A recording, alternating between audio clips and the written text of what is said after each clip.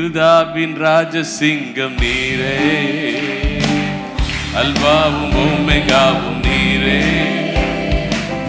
வல்லமை கனம் ஞானம் மகிமையும் துதியையும் பெற்றுக்கொள்ள பாத்திரர் நீரே. யூதாவின் ராஜசிங்கம் நீரே,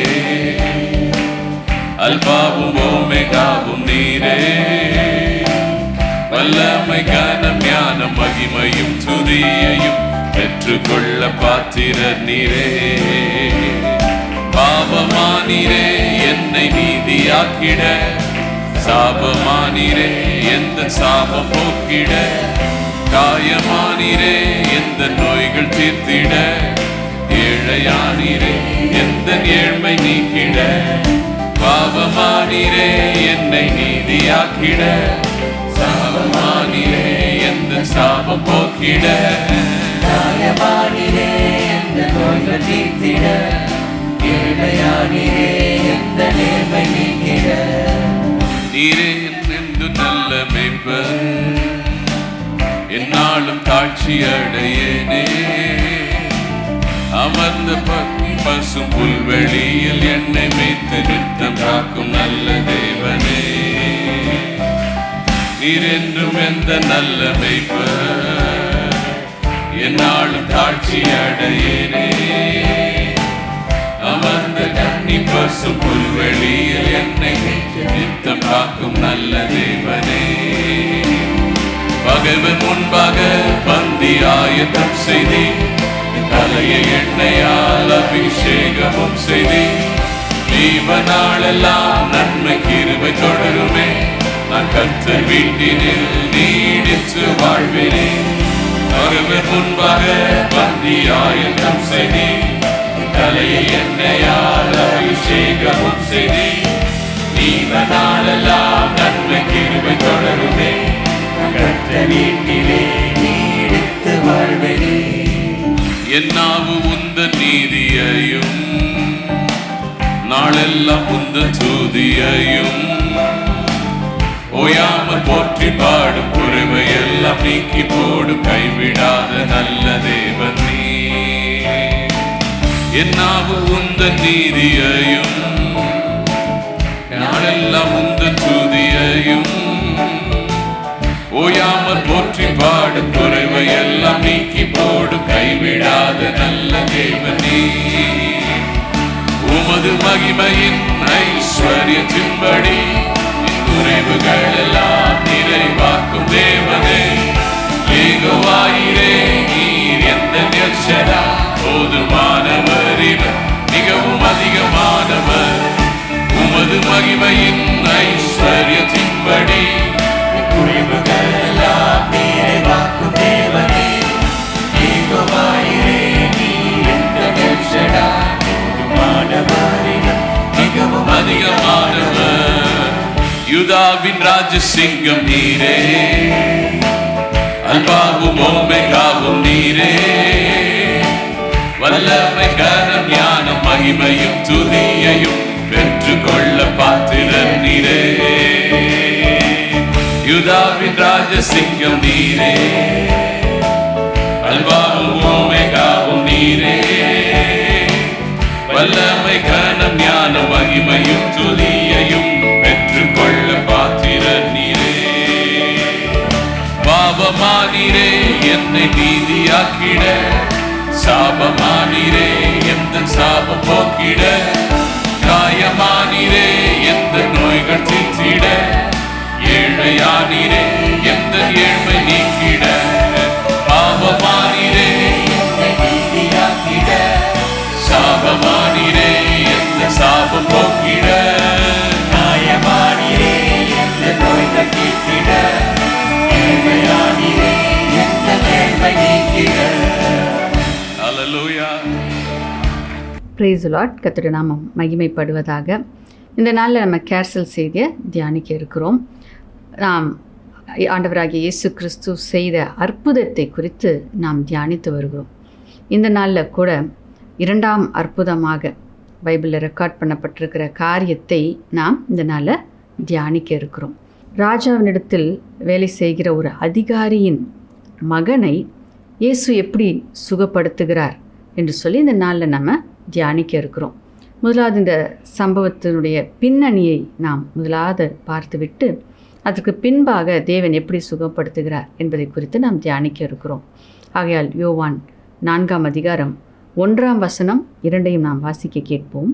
யோவானை பார்க்கிலும் இயேசு அநேகம் பேரை சீசராக்கி ஞானஸ்நானம் கொடுக்கிறார் என்று பரிசேயர் கேள்விப்பட்டதாக கர்த்தர் அறிந்தபோது யூதேயாவை விட்டு மறுபடியும் கலிலேயாவுக்கு போனார். இந்த இடத்துல நம்ம வாசிக்க கேட்ட காரியம், அங்கே ஆண்டவராகிய இயேசு கிறிஸ்துடைய ஊழியர் அங்கு பெருகுகிறதை நாம் பார்க்கிறோம். ஆகையால் அந்த இடத்துல பரிசேயர் அதை குறித்து கேள்விப்பட்டதை ஆண்டவராகிய இயேசு கிறிஸ்து அறிந்ததற்கு பின்பாக அந்த இடத்துலேருந்து யூதேயா தேசத்திலிருந்து கலிலேயாவுக்கு அவர் புறப்பட்டு போகிறார் என்று சொல்லி நாம் பார்க்கிறோம். ஆகையால் அவர் புறப்பட்டு போகும்போது சமரியா வழியாக அவர் போக வேண்டும் என்ற ஒரு தீர்மானத்தை எடுக்கிறார். யோவான் 4ஆம் அதிகாரம் 44ஆம் வசனத்தை நம்ம வாசிக்க கேட்போம். ஒரு தீர்க்கதரிசி தன் சொந்த ஊரிலே கனமில்லை என்று இயேசு தாமே சொல்லியிருந்தார். அப்போ இந்த வசனத்தின் மூலம் நாம் புரிந்து கொள்கிற காரியம், அங்கே யூதேயாவில் அவர் இருந்தப்ப அங்கே ஆண்டவரால் நன்மை செய்ய முடியல, அற்புதங்களை செய்ய முடியவில்லை. ஏனென்றால் அது அவர் வாழ்ந்த இடமாக இருக்கிறபடினால் அந்த இடத்துல அவர்கள் அவரை ஏற்றுக்கொள்ளவில்லை என்பதை நாம் இங்கே பார்க்கிறோம். ஒரு தீர்க்கதரிசிக்கு அவனுடைய சொந்த ஊரில் ஜனங்கள் அவனை மதிப்பது இல்லை என்று சொல்லி ஆண்டவராகிய இயேசு கிறிஸ்து அந்த இடத்துல சொல்லுகிறார். காரணம், அவரால் அந்த இடத்துல அந்த ஜனங்களுக்கு நன்மை செய்ய முடியவில்லை. ஆகையால் தான் அந்த இடத்திலிருந்து அவர் புறப்பட்டு கலிலேயாவுக்கு போக வேண்டும் என்று தீர்மானித்து அவர் கடந்து வருகிறார். வருகிற வழியில் நாம் பார்க்கிறோம், சமரியா வழியாக அவர் கடந்து வருகிறார். ஏனென்றால் அங்கு இருக்கிற ஜனங்களை தேவன் நேசிக்கிறார், அவர்களும் மீட்கப்பட வேண்டும் என்று ஒரு திட்டத்தை அவர் வைத்திருந்தார். அங்கு இருக்கிற ஜனங்கள் அவர்கள் ஆண்டவரை ஏற்றுக்கொள்கிற இருதயம் உடையவர்களாக இருந்தார்கள் என்பதை அவர் அறிந்திருந்தபடியினால் அவர் அப்படியாக அந்த ஜனங்களை சந்திக்கும்படியாக அங்கே கடந்து போகிறார். வாசிக்க கேட்கலாம். 39 முதல் 43ஆம் வசனம் வரைக்கும் நாம் வாசிக்க கேட்போம். நான் செய்த எல்லாவற்றையும் எனக்கு சொன்னார் என்று சாட்சி சொன்ன அந்த ஸ்திரீயினுடைய வார்த்தை நிமித்தம் அந்த ஊரிலுள்ள சமாரியரில் அநேகர் அவர் மேல் விசுவாசம் உள்ளவர்களானார்கள். சமாரியர் அவரிடத்தில் வந்து தங்களிடத்தில் தங்க வேண்டுமென்று அவரை வேண்டிக் கொண்டார்கள். அவர் 2 நாள் அங்கே தங்கினார். அப்பொழுது அவருடைய உபதேசத்தின் நிமித்தம் இன்னும் அநேகம் பேர் விசுவாசித்து அந்த ஸ்திரீயை நோக்கி, உன் சொல்லி நிமித்தம் அல்ல, அவருடைய உபதேசத்தை நாங்களே கேட்டு அவர் மெய்யாய் கிறிஸ்துவாக்கிய உலக இரட்சகர் என்று அறிந்து விசுவாசிக்கிறோம் என்றார்கள். 2 நாளைக்கு பின்பு அவர் அவ்விடம் விட்டு புறப்பட்டு கலிலேயாவுக்கு போனார். அப்போ இந்த இடத்துல நம்ம பார்க்குறோம், அந்த இடத்துல அந்த ஜனங்கள் மிகவும் வாஞ்சையாய் இருக்கிறார்கள் என்று சொல்லி நம்ம பார்க்குறோம். முதலாவது ஒரு ஸ்திரீயை தான் ஆண்டவர் அந்த இடத்துல அவர் தொடுகிறார். அந்த ரட்சிப்பின் அனுபவத்தை அந்த ஸ்திரீக்கு கொடுக்கிறார். அந்த ஸ்திரீ அந்த ஊருக்குள்ளே கடந்து சென்று அநேக ஜனங்களையும் அவர் ஆண்டவரிடத்தில் அழைத்து வரும் பொழுது அவர்கள் அந்த ஸ்திரீயுடைய வார்த்தை கேட்டு அவர்கள் விசுவாசித்து ஆண்டவரை சந்திக்கும்படியாக வருகிறார்கள். சந்தித்தவர்கள் இவர்தான் மெய்யான இரட்சகர் என்பதை அவர்கள் அறிந்து கொண்டார்கள். அவருடைய வார்த்தையிலிருந்து அவர்கள் புரிந்து கொண்டதாக, அதை அவர்கள் விசுவாசிப்பதாக இந்த இடத்துல வசனத்தில் நம்ம பார்க்குறோம். அப்போ அந்த யூதேயா தேசத்தில் நாம் பார்க்கும் பொழுது அங்கே ஆண்டவராகிய இயேசு கிறிஸ்துவை ஏற்றுக்கொள்ளவில்லை. ஆனால் இந்த இடத்துல சமரிய ஜனங்கள் ஆண்டவராகிய இயேசு கிறிஸ்து தான் மெய்யான மீட்பர், எங்களை ரட்சிக்கும்படியாக பிதாவானவர் தன்னுடைய குமாரனை அனுப்பி வைத்திருக்கிறார் என்பதை அவர்கள் உணர்ந்து விசுவாசித்து அவரை ஏற்றுக்கொள்ளுகிறதை நாம் பார்க்கிறோம். ஆகையால் அந்த இடத்துல அவர்கள் 2 நாள் தங்கும்படியாக வாஞ்சித்து கேட்டபடியினால் ஆண்டவராகிய இயேசு கிறிஸ்து அந்த இடத்துல 2 நாள் தங்கிட்டு அங்கே அந்த ஊழியத்தை முடித்துவிட்டு அவர்களை ஆண்டவருடைய வார்த்தையினால் பலப்படுத்தி அங்கே கலிலேயாவுக்கு அவர் கடந்து வருகிறதை நாம் பார்க்கிறோம். ஆகையால் அவர் 2 நாளைக்கு முன்பாகவே கலிலேயாவுக்கு வரணும்னு புறப்பட்டார். ஆனால் வருகிற வழியில் இந்த ஜனங்களுடைய வாஞ்சை ஆண்டவரை அந்த இடத்துல தங்க வைத்தது. அதே போல் கலிலேயா ஜனங்கள் எப்படிப்பட்டவர்களாய் இருக்கிறார்கள் என்று சொல்லி நம்ம வாசிக்க கேட்கலாம். 45ஆம் வசனம். அவர் கலிலேயாவில் வந்தபோது எருசலேமில் பண்டிகையிலே அவர் செய்த எல்லாவற்றையும் பார்த்திருந்த கலிலேயர் அவரை ஏற்றுக்கொண்டார்கள். அவர்களும் பண்டிகைக்கு போயிருந்தார்கள். இந்த இடத்துல நம்ம பார்க்குறோம், கலிலேயர்கள் அவர்கள் அந்த இடத்துல ஆண்டவராகிய இயேசு கிறிஸ்துவை ஏற்றுக்கொண்டார்கள். ஏன் என்று சொல்லி பார்க்கும் பொழுது அவர்கள் எருசலேமுக்கு பண்டிகைக்கு இவர்களும் போயிருந்தார்கள். அங்கு ஆண்டுடைய வார்த்தையை அங்கு கேட்டபடியினால் இங்கு அவர் தங்களுடைய ஊருக்கு வந்திருக்கார் என்று கேள்விப்பட்ட பொழுது அங்கே ஆண்டவரை அவர்கள் ஏற்றுக்கொண்டார்கள், வரவேற்றார்கள் என்று சொல்லி நம்ம பார்க்கிறோம். அது மட்டுமல்ல, இன்னொரு காரணம் ஏன் அவங்க ஆண்டவரை விசுவாசித்தார்கள், ஏன் ஏற்றுக்கொண்டார்கள் என்று சொல்லி நம்ம பார்ப்போம் என்றால் 46ஆம் வசனத்தை நம்ம வாசிக்க கேட்போம். பின்பு இயேசு தாம் தண்ணீரை திராட்சரசமாக்கின கலிலேயாவில் உள்ள கானா ஊருக்கு மறுபடியும் வந்தார். அப்பொழுது கப்பர்நகூமிலே ராஜாவின் மனுஷரில் ஒருவனுடைய குமாரன் வியாதியாயிருந்தான். அப்போ கலிலேயாவில் அவர் எங்கே போகிறார் அப்படின்னு சொல்லி நம்ம பார்க்கும்போது கானான் என்கின்ற இடத்திற்கு போகிறார். அந்த இடத்துல தான் ஆண்டவராகிய இயேசு கிறிஸ்து முதல் அற்புதத்தை செய்தார் என்று சொல்லி நாம் போன வாரத்தில் நம்ம பார்த்தோம் இல்லைங்களா? அப்போ ஏற்கனவே ஆண்டவர் இந்த இடத்துல அற்புதத்தை செய்திருக்கிறார். ஆகையால் அதை கேள்விப்பட்ட ஜனங்கள் ஆண்டவராகிய இயேசு கிறிஸ்து மேல் நம்பிக்கை வைத்து அவரை வரவேற்றார்கள் என்று சொல்லி நாம் பார்க்கிறோம். ஆகையால் இது 2ஆம் அற்புதமாக இருக்கிறது என்று சொல்லி வேதத்தில் யோவான் 4ஆம் அதிகாரம் 54ஆம் வசனத்தில் அதை நாம் வாசிக்க கேட்கலாம்.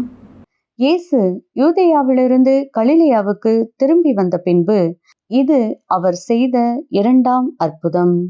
ஆகையால் இந்த இடத்துல பார்க்குறோம், கலிலேயாவுக்கு வந்து முதல் அற்புதத்தை அவர் செய்தார். மீண்டும் யூதேயாவுக்கு போயிட்டு திரும்ப இங்கே கலிலேயாவுக்கு வரும் பொழுது இப்போ நம்ம பார்க்க போகிற அற்புதம் அது 2ஆம் அற்புதமாய் இருக்கிறது என்று சொல்லி நாம் பார்க்கிறோம். ஏனென்றால் இதற்கு நடுவில் ஆண்டவர் எதுவும் அற்புதம் செய்யலையா அப்படின்னு நமக்கு கேள்வி வரலாம்.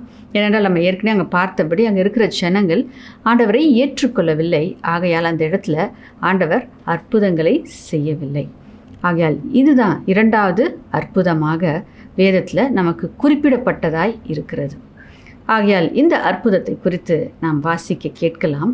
யோவான் 4ஆம் அதிகாரம் 46ஆம் வசனம் முதல் 53ஆம் வசனம் வரைக்கும் நாம் வாசிக்க கேட்போம். பின்பு இயேசு தாம் தண்ணீரை திராட்சரசமாக்கின கலிலேயாவில் உள்ள கானா ஊருக்கு மறுபடியும் வந்தார். அப்பொழுது கப்பர்நகூமிலே ராஜாவின் மனுஷரில் ஒருவனுடைய குமாரன் வியாதியாயிருந்தான். இயேசு யூதேயாவிலிருந்து கலிலேயாவுக்கு வந்தார் என்று அந்த மனுஷன் கேள்விப்பட்ட போது அவரிடத்திற்கு போய் தன் மகன் மரண அவஸ்தையாயிருந்தபடியினாலே அவனை குணமாக்கும்படிக்கு வரவேண்டும் என்று அவரை வேண்டிக் கொண்டான். அப்பொழுது இயேசு அவனை நோக்கி, நீங்கள் அடையாளங்களையும் அற்புதங்களையும் காணாவிட்டால் விசுவாசிக்க மாட்டீர்கள் என்றார். அதற்கு ராஜாவின் மனுஷன், ஆண்டவரே, என் பிள்ளை சாக்கிறதற்கு முன்னே வரவேண்டும் என்றான். இயேசு அவனை நோக்கி, நீ போகலாம், உன் குமாரன் பிழைத்திருக்கிறான் என்றார். அந்த மனுஷன் இயேசு சொன்ன வார்த்தையை நம்பி போனான். அவன் போகையில் அவனுடைய ஊழியக்காரர் அவனுக்கு எதிர்கொண்டு வந்து, உம்முடைய குமாரன் பிழைத்திருக்கிறான் என்று அறிவித்தார்கள். அப்பொழுது எந்த மணி நேரத்தில் அவனுக்கு குணம் உண்டாயிற்று என்று அவர்களிடத்தில் விசாரித்தான். அவர்கள், நேற்று 7ஆம் மணி நேரத்தில் ஜூரம் அவனை விட்டது என்றார்கள். உன் குமாரன் பிழைத்திருக்கிறான் என்று இயேசு தன்னுடனே சொன்ன மணி நேரம் அதுவே என்று தகப்பன் அறிந்து அவனும் அவன் வீட்டார் அனைவரும் விசுவாசித்தார்கள். இந்த சம்பவத்தை நம்ம வாசிக்க கேட்டோம். ஆகிய இந்த சம்பவத்திலிருந்து சில காரியங்களை நாம் கற்றுக்கொள்ள போகிறோம். முதலாவது 47ஆம் வசனத்தை நம்ம வாசிக்க கேட்போம். இயேசு யூதேயாவிலிருந்து கலிலேயாவுக்கு வந்தார் என்று அந்த மனுஷன் கேள்விப்பட்ட போது அவரிடத்திற்கு போய் தன் மகன் மரண அவஸ்தையாயிருந்தபடியினாலே அவனை குணமாக்கும்படிக்கு வரவேண்டும் என்று அவரை வேண்டிக் கொண்டான்.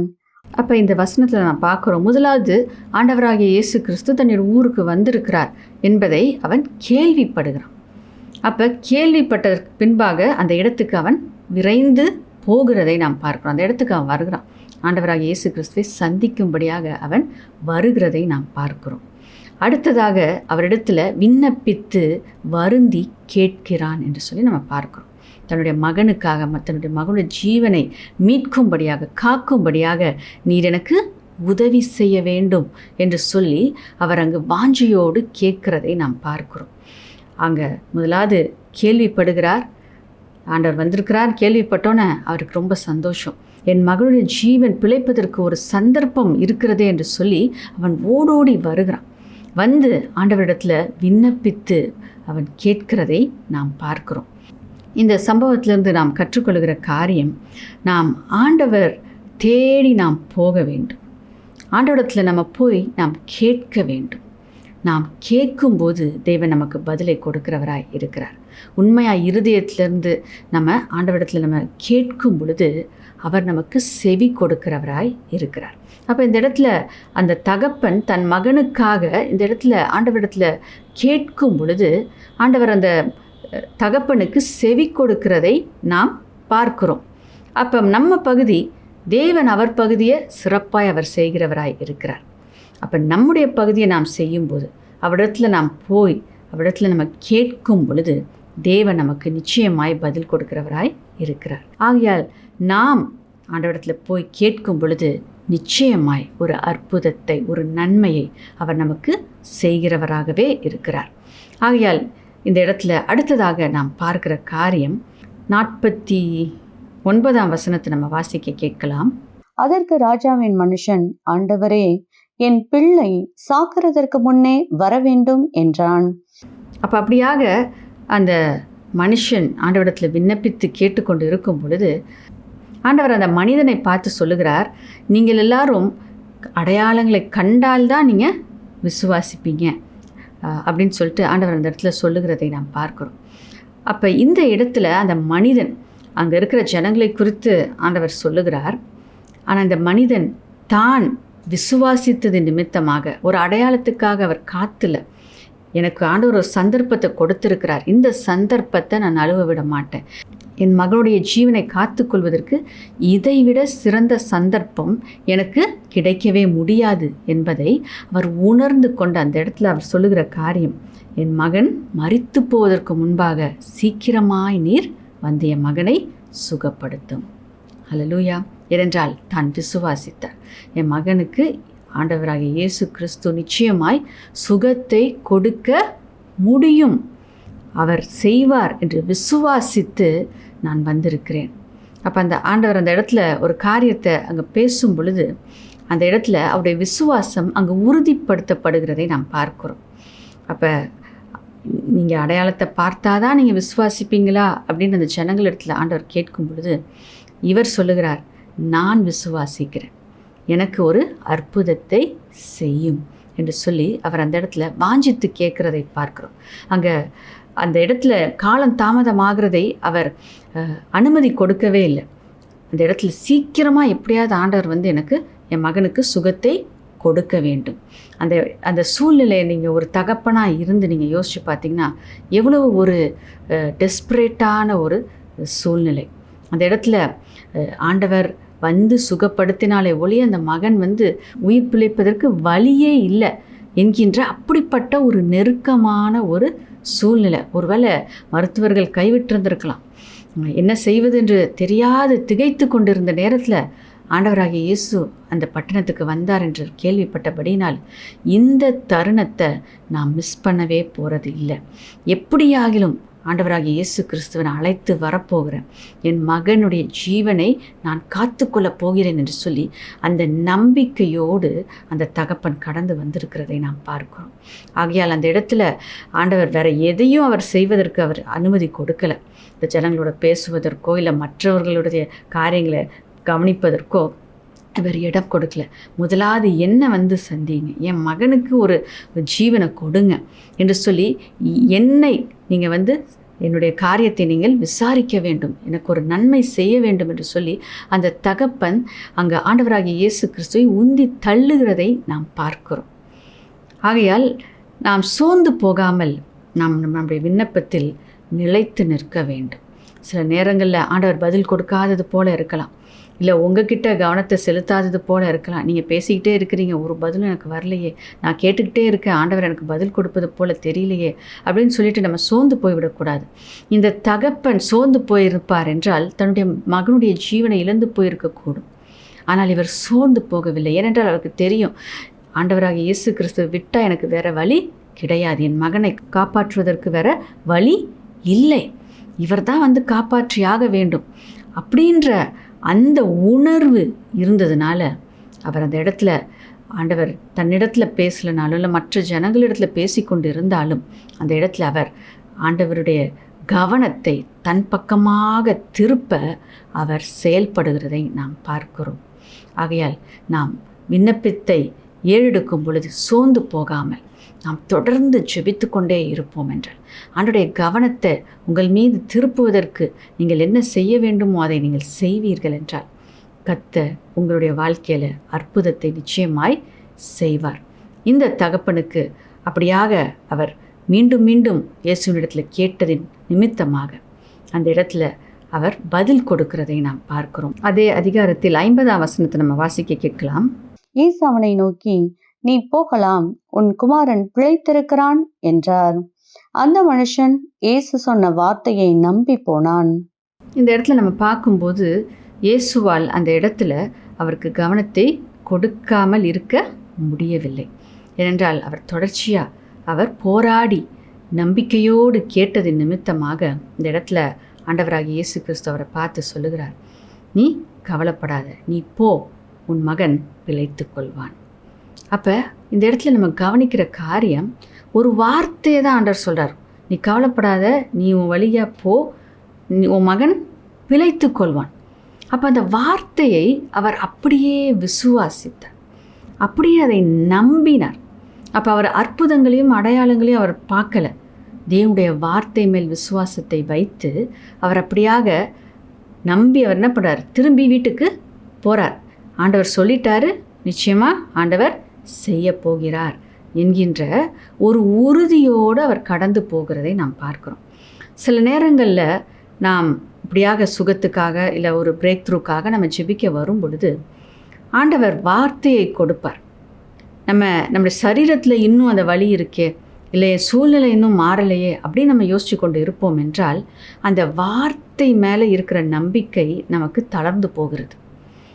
ஆனால் அந்த வார்த்தை மேலே நம்ம நம்பிக்கை வச்சு, சூழ்நிலை இன்னும் அசையாமல் தான் இருக்குது, சூழ்நிலை இன்னும் மாறலை, ஆனால் ஆண்டவர் வார்த்தை கொடுத்துட்டார், நான் அதை விசுவாசிக்கிறேன் என்று சொல்லி அந்த வார்த்தையின்படி அங்கே சூழ்நிலைகள் அசைய ஆரம்பிச்சிருச்சு, மாற துவங்கிருச்சு என்பதை போல நீங்கள் விசுவாசித்து அங்கே சூழ்நிலை அப்படியே இருந்தாலும் மாறுது, ஏன்னா ஆண்டவர் வார்த்தை சொல்லிட்டார் அப்படின்னு சொல்லிட்டு அந்த சூழ்நிலை மாறுகிறது போல நீங்கள் நடக்க துவங்குவீர்கள் என்றால் நிச்சயமாக உங்கள் வாழ்க்கையில் அற்புதத்தை நீங்கள் பார்ப்பீர்கள்.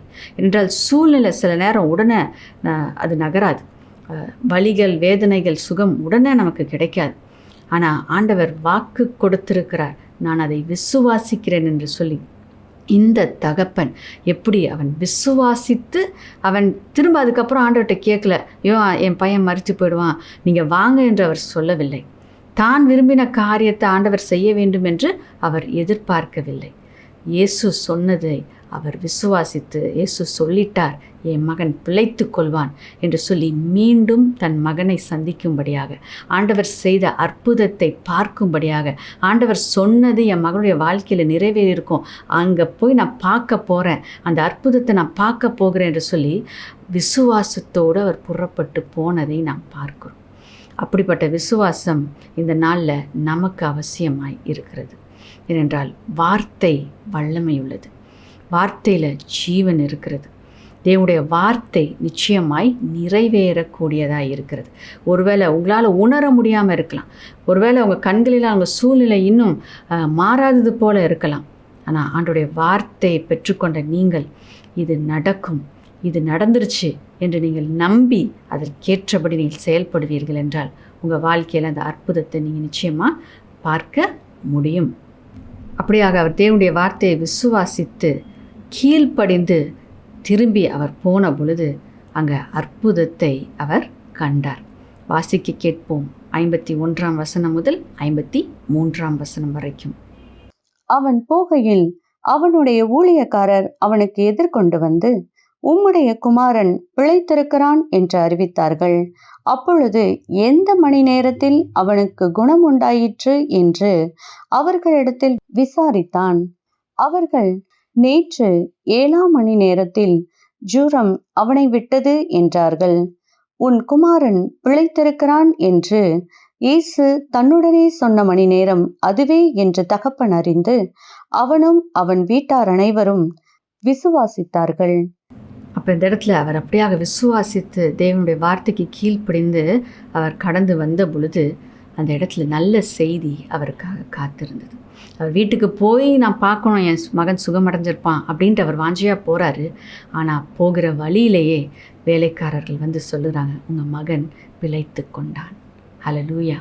அப்போ அவர் தெரிந்து கொண்டார், இயேசு பேசின அந்த வார்த்தையில் வல்லமை இருக்கிறது, அதை நான் விசுவாசித்தேன், என் மகனுடைய வாழ்க்கையில் நான் அதை பார்க்கிறேன் என்று அவர் களி கூர்ந்தார். அது மட்டுமல்ல, எப்போ அவன் சுகத்தை பெற்றுக்கொண்டான் என்று கேட்டு தெரிந்து கொண்ட பொழுது இயேசு சொன்ன அந்த நேரத்திலேயே அவன் அந்த இடத்துல சுகத்தை பெற்றுக்கொண்டான் என்பதை அவர் புரிந்து கொண்டார். ஹல்லேலூயா. தேவனுடைய வார்த்தையில் இருக்கிற வல்லமை எவ்வளவா இருக்கிறது என்பதை நாம் புரிந்து கொள்ள வேண்டும். அன்னைக்கு அந்த தகப்பன் புரிந்து கொண்டார். அது மட்டுமல்ல, அதை அனுபவித்து அதை பார்த்து உணர்ந்த அந்த குடும்பத்தினர் ஆண்டவராகிய இயேசு கிறிஸ்துவை விசுவாசித்தார்கள் என்று சொல்லி நாம் பார்க்கிறோம். ஆகையால் நாம் தேவனுடைய வார்த்தையில் இருக்கிற வல்லமையை நாம் புரிந்து கொள்ளும் பொழுது, நாம் அதை விசுவாசிக்கும் பொழுது, நாம் தேவனுடைய வார்த்தையின்படி கீழ்ப்படிந்து காரியங்களை செய்யும் பொழுது நமக்கு மட்டும் மீட்பு அல்ல, நம்மை சார்ந்தவர்களுக்கும் மீட்பு உண்டாகும். நம்மை சார்ந்தவர்களும் ஆண்டவராகிய இயேசு கிறிஸ்துடைய வல்லமையை தங்களுடைய வாழ்க்கையில் அவர்கள் பார்க்க முடியும். இங்கு விசுவாசித்தார், ஆண்டவரிடத்திலிருந்து அற்புதத்தை அவர் பெற்றுக்கொண்டார் என்று சொல்லி நாம் பார்க்கிறோம். ஆகையால் இந்த சம்பவத்திலிருந்து நாம் விசுவாசிக்க வேண்டும்.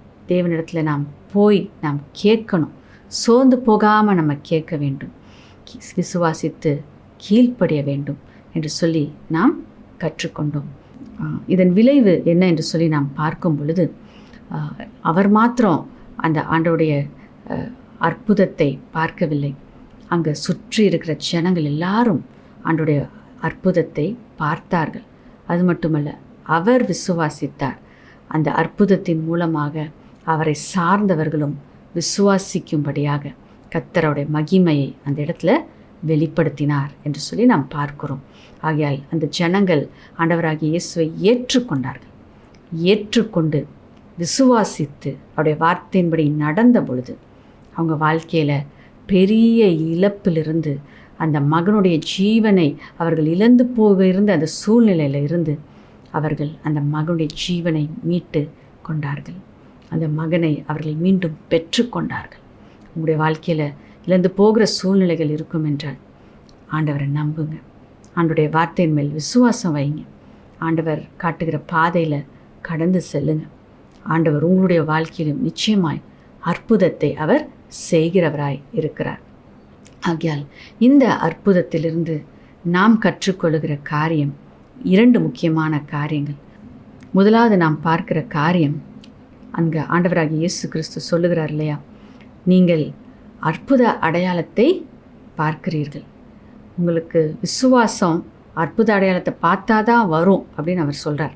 ஆனால் இந்த தகப்பன், நான் அற்புத அடையாளத்தை பார்த்தல்ல, உங்களுடைய வார்த்தையை நான் விசுவாசிக்கிறேன் என்று சொல்லி அந்த இடத்துல வாழ்ந்து காமித்தார். அப்போ நான் பார்த்தாதான் ஆண்டவரை நம்புவேன் அப்படின்னு ஒரு ஜனக்கூட்டம் இருக்கிற இடத்துல நான் பார்க்க வேண்டிய அவசியம் இல்லை, நான் தேவனுடைய வார்த்தையை நம்புகிறேன் என்று சொல்லி உறுதியாய் நின்ற ஒரு மனிதனுடைய வாழ்க்கையில் ஆண்டவர் அற்புதத்தையும் அடையாளத்தையும் வெளிப்படுத்தினார். ஆகையால் இன்றைக்கி நம்ம கற்றுக்கொள்கிற காரியம், அற்புத அடையாளங்களை பார்த்து தான் நான் நம்புவேன் அப்படின்னு நம்ம இராதபடிக்கு, ஆண்டவர் இதை செஞ்சாதான், ஆண்டவர் எனக்கு இந்த காரியத்தை வாய்க்க பண்ணினா நான் ஆண்டவருக்காக இதை செய்கிறேன், இல்லை ஆண்டவரை ஏற்றுக்கொள்கிறேன், இல்லை ஞானஸ்தானம் எடுக்கிறேன், அப்படிப்பட்டவர்களை தேவன் தேடவில்லை. அவரை வார்த்தையை நம்புகிறவர்களை, அவருடைய வார்த்தையை விசுவாசிக்கிறவர்களை ஆண்டவர் ஆசீர்வதிக்க ஆவலாய் காத்திருக்கிறார். ஆகையால் அற்புத அடையாளங்களுக்கு பின்பாக நாம் போக வேண்டிய அவசியம் இல்லை. அற்புத அடையாளங்களை தேவன் நிச்சயமாக நமக்கு செய்கிறவராய் இருக்கிறார். ஆனால் அது நிமித்தமாக நம்முடைய நம்பிக்கை அவர் மேல் இருக்கக்கூடாது. அவருடைய வார்த்தை நிமித்தமாக, அவருடைய வார்த்தை மேல் நம்பிக்கை வைக்கிற ஜனமாய் நாம் இருக்க வேண்டும். அவருடைய வார்த்தையில் நம்ம நம்பிக்கையாக இருக்கும் பொழுது அவர் நமக்கு அற்புதங்களையும் அடையாளங்களையும் செய்வது நிச்சயமான ஒரு காரியமாய் இருக்கிறது. இரண்டாவதாக நாம் பார்க்கிற காரியம், அந்த தகப்பனுடைய மகன் அங்கு மரணத்திற்கு சமீபமாக இருந்தான் என்று சொல்லி நம்ம பார்க்கிறோம். அப்போ ஒருவேளை உங்களுக்கு அப்படிப்பட்ட ஒரு சூழ்நிலை இருக்கலாம். மரணம் என்றால் அந்த சரீரத்தின் பாடுகள் மட்டுமல்ல, ஒரு சூழ்நிலை, அதோட அவ்வளோதான், அந்த சாப்டர் க்ளோஸ். அதுக்கு மேலே அதை ஒன்றும் பண்ண முடியாது. இந்த வேலை அவ்வளோதான், எனக்கு இது முடிவாயிடுச்சு. ஸோ அப்படிப்பட்ட சூழ்நிலைகள் இருக்கும் என்றாலும் தேவன் அந்த சூழ்நிலைகளை மாற்றுகிறவராய் இருக்கிறார். அந்த இடத்துல பார்க்குறோம், அந்த தகப்பனுக்கு அந்த மகனுடைய ஜீவன் அது இழந்து போகிற ஒரு சூழ்நிலை இருந்த மரணம் மிகவும் சமீபமாக இருந்தது. உங்களுக்கோ உங்கள் குடும்பத்தினருக்கோ அப்படிப்பட்ட சூழ்நிலை இருக்கலாம். ஒரு முடிவு, அவ்வளோதான், இதுக்கு மேலே எனக்கு வாழ்க்கை இல்லை, இதுக்கு மேலே எனக்கு உயர்வு இல்லை, இதுக்கு மேலே எனக்கு ஒரு வழி இல்லை என் வாழ்க்கைக்கு அப்படின்ற ஒரு முடிந்து போகிற ஒரு காலகட்டத்தில் நீங்கள் இருக்கலாம். அந்த முடிவின் தருவாயில் நீங்கள் இருந்து கொண்டு இருக்கலாம். அப்படிப்பட்ட சூழ்நிலையில் தான் அந்த தகப்பன் இருந்தார். ஆனால் அந்த தகப்பன் ஆண்டவரை விசுவாசித்தபடினார், ஆண்டவரை தேடி ஓடி வந்தபடினார், ஆண்டவரை பற்றி கொண்டபடினார் அந்த இடத்துல ஆண்டவருக்கு சமீபமாய் அவர் கடந்து வந்தார். அல்லேலூயா. மரணம் தன்னுடைய மகனுக்கு சமீபமாய் இருந்துச்சு, ஆனால் இவர் ஆண்டவருக்கு சமீபமாய் கடந்து வந்தார். அப்போ இவர் ஆண்டவருக்கு சமீபமாய் கடந்து வந்தபடினால் கிறிஸ்துவுக்குள்ளே இருந்த அந்த ஜீவன் அந்த மகனுக்குள் கடந்து சென்று அந்த மரணம் சமீபமாக இருந்த அந்த மகனை விடுவித்தது என்று சொல்லி நாம் பார்க்கிறோம். ஆகையால் நாம் கிறிஸ்துவுக்கு சமீபமாக இருக்கும்போது, கிறிஸ்து நமக்குள்ளே இருக்கும்போது, கிறிஸ்துவுடைய பிரசன்னத்தை உணர்கிறவர்களாய் நாம் இருக்கும் பொழுது மரணம் நம் சமீபமாய் அது வர முடியாது. ஏனென்றால் கிறிஸ்து ஜீவனாய் இருக்கிறார். யோவான் 14:6 நம்ம வாசிக்க கேட்போம். அதற்கு இயேசு, நானே வழியும் சத்தியமும் ஜீவனுமாயிருக்கிறேன், என்னாலே அல்லாமல் ஒருவனும் பிதாவினிடத்தில் வரான். இந்த இடத்துல பார்க்குறோம், நானே ஜீவனாக இருக்கிறேன் ஆண்டவர் சொல்கிறார். அப்போ ஆண்டவருடைய வார்த்தையில் ஜீவன் இருக்கிறது, ஆண்டவருடைய பிரசன்னத்தில் ஜீவன் இருக்கிறது. ஆண்டவரிடத்தில் நம்ம ஓடி வரும்போது, அவருடைய பிரசன்னத்துக்குள்ளே நம்ம கடந்து வரும் பொழுது ஆண்டவருடைய வார்த்தையில் இருக்கிற ஜீவன் நம்ம வாழ்க்கையில் இருக்கிற மரணம் இல்லை முடிவு அவ்வளவுதான் என்கின்ற அந்த காரியத்தை நம்முடைய வாழ்க்கையிலேருந்து அகற்றி போட வல்லமை உள்ளதாக இருக்கிறது. ஹல்லேலூயா. கிறிஸ்துவின் ஜீவன் நம்மை மீட்டு எடுக்கிறதா இருக்கிறது. எவ்வளோ மரணத்துக்கு சமீபமாக, முடிவுக்கு சமீபமாய் நாம் இருந்தாலும், இல்லை நம்ம குடும்ப அங்கத்தினர் நமக்கு தெரிந்தவர்கள் இருந்தாலும், நீங்கள் அவர்களுக்காக ஆண்டவரை கிட்டி சேரும் பொழுது, அவருடைய சமூகத்தில், அவருடைய பிரசன்னத்தில் நீங்கள் வந்து நிற்கும் பொழுது அவருக்குள்ளே இருக்கிற ஜீவன் உங்களை சுற்றி இருக்கிற மரண கட்டுகளிலிருந்து உங்களை விடுவிக்க வல்லதாய் இருக்கிறது. ஆகையால் இந்த 2 காரியத்தை நம்ம புரிந்து கொண்டோம். அற்புத அடையாளங்களை அல்ல, தேவனுடைய வார்த்தையின் மேல் நாம் விசுவாசத்தை வைக்க வேண்டும். இரண்டாவதாக, மரணம் முடிவு அது நம்மை ஒன்றும் செய்ய முடியாது. கிறிஸ்துவை நாம் சமீபமாய் வைத்து கொள்வோம் என்றால், அவருடைய பிரசன்னத்தை நாம் பற்றி கொள்வோம் என்றால், முடிவோ மரணமோ மரணத்தின் கட்டோ மரணத்தின் கூரோ எதுவும் நம்மை ஒன்றும் செய்ய முடியாது.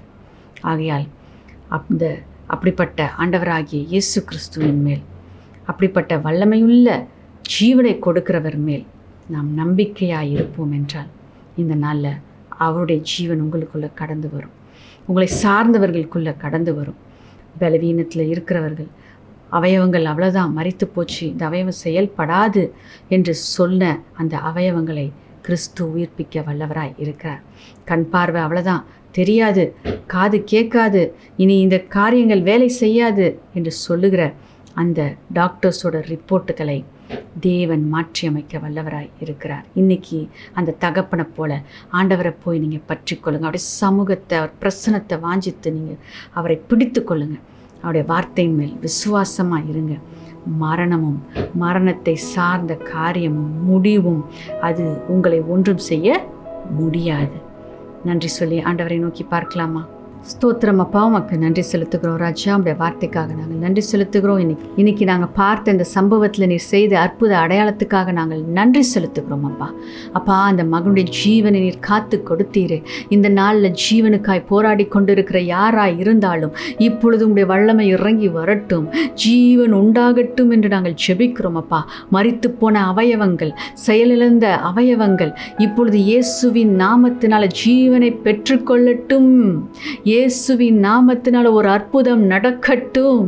உம்முடைய வல்லமையை நீர் வெளிப்படுத்துவீராக அப்பா. உம்முடைய ஜனங்கள் உம்முடைய பிரசனத்தில் வந்து நிற்பது நிமித்தமாக, உம்முடைய வார்த்தை மேல் நம்பிக்கை வைத்து காத்திருப்பது நிமித்தமாக அற்புதத்தை நீர் செய்வீராக ராஜா.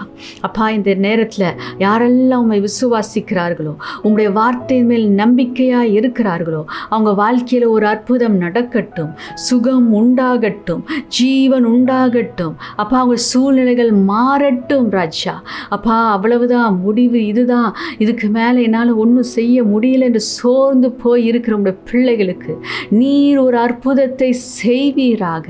இந்த நாளில் உடைய வார்த்தை அவர்களுக்கு நேராய் புறப்பட்டு போகட்டும் அப்பா. கத்த அந்த தகப்பன் இடத்துல நீங்கள் சொன்னீங்க, உன் மகன் ஜீவனை பெற்றுக்கொள்வான் நீங்கள் சொன்னப்ப அந்த தகப்பன் விசுவாசித்து தன் மகனை பார்க்க ஓடோடி சென்றது போல அப்பா, இந்த நாளில் நீர் பேசின அந்த வார்த்தைகள் அப்பா அவர்களுடைய சூழ்நிலைகளை ஒரு அற்புதத்தை உண்டு பண்ணட்டும் அப்பா. அந்த தகப்பனார் போகிற வழியிலேயே ஒரு நல்ல செய்தியை கேட்டாரே, அது போல அப்பா உம்முடைய வார்த்தையை விசுவாசித்து அதை சந்திக்கும்படியாக, அதை பார்க்கும்படியாக போய்கொண்டிருக்கிற உம்முடைய பிள்ளைகளுடைய வாழ்க்கையில் அற்புதத்தை அவர்கள் காண்பார்களா.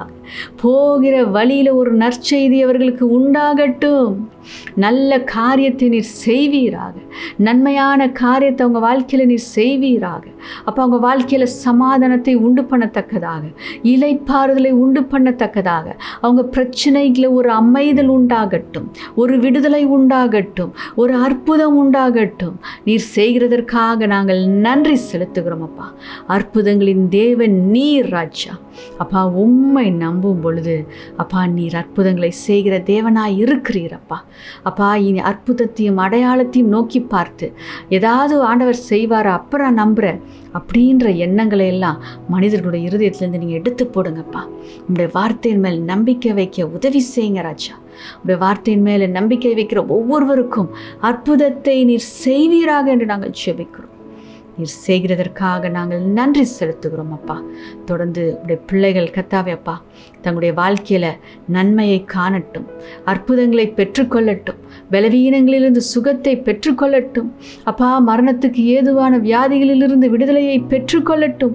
இயேசுவின் நாமத்தினால ஜீவனை நான் பேசுகிறேன், இயேசுவின் நாமத்தினால சுகத்தை நான் பேசுகிறேன், இயேசுவின் நாமத்தினால புதிய ஆரம்பங்களை நான் பேசுகிறேன் அப்பா. அப்பா, உடைய பிள்ளைகளுக்கு நீர் அப்படிப்பட்ட நன்மையை செய்து நீர் அவர்களை ஆசீர்வதிப்பீராக, அவர்களை சாட்சிகளாய் நிற்க வைப்பீராக.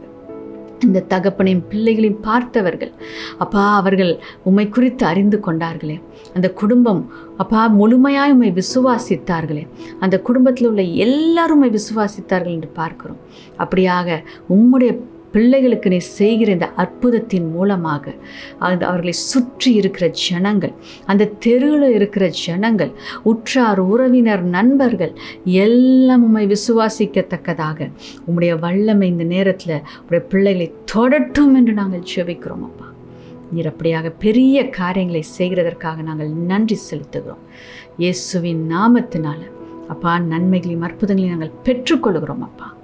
உமக்கே துதி கன மகிமை எல்லாவற்றையும் நாங்கள் செலுத்துகிறோம் இயேசுவின் நாமத்தில் பிதாவே, ஆமேன் ஆமேன்.